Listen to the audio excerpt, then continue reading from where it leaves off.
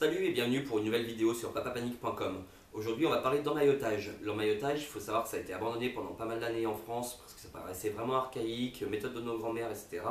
Et ça a été remis au goût du jour il y a quelques temps par Ed Castle qui a sorti une couverture magique. Donc il facilite vraiment les choses pour emmailloter bébé. Et ce qui est pas assez intéressant au niveau de l'emmaillotage, qui a quand même beaucoup d'avantages. Donc en fait le fait d'emmailloter bébé, il va se sentir cocooné, donc il va trouver le sommeil beaucoup plus facilement. Et surtout, on va limiter, voire arrêter les réflexes de Moro, c'est-à-dire la sensation de chute lorsqu'on dort ou les mouvements brusques qui peuvent réveiller bébé alors qu'il ne dort que depuis 10 minutes. Si vous avez mis 1 heure à l'endormir, c'est un petit peu rageant. Donc ça a quand même pas mal d'avantages à ce niveau-là.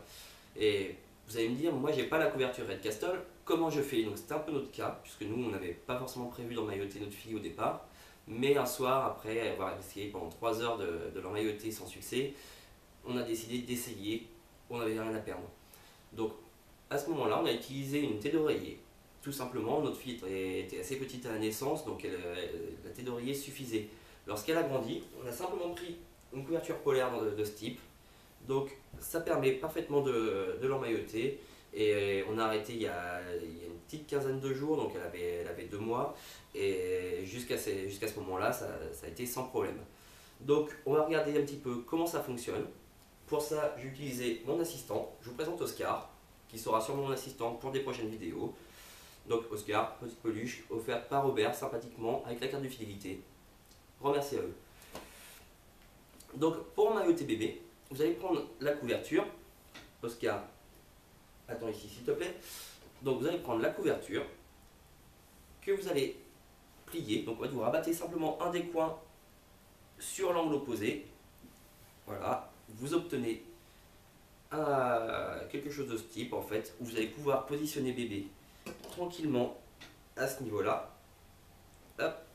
Donc la tête dépassant, veillez quand même à ce que le cou ne soit pas trop dans la couverture, qu'il puisse quand même respirer tranquillement.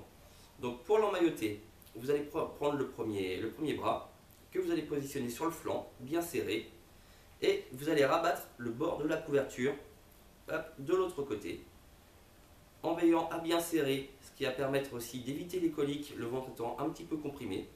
Et simplement vous tournez bébé et vous positionnez le bord avec le coin bien à plat dans son dos et vous le repositionnez bien sur le dos. Ensuite, vous faites la même chose, le deuxième bras sur le côté, hop, et vous rabattez le côté de la couverture ici et de la même manière vous la positionnez dans le dos. On se retrouve donc avec un bébé immobilisé au niveau des bras, donc plus de réflexe de Moro. Il a le cou et la tête bien dégagés, il peut respirer sans problème, pas d'inquiétude.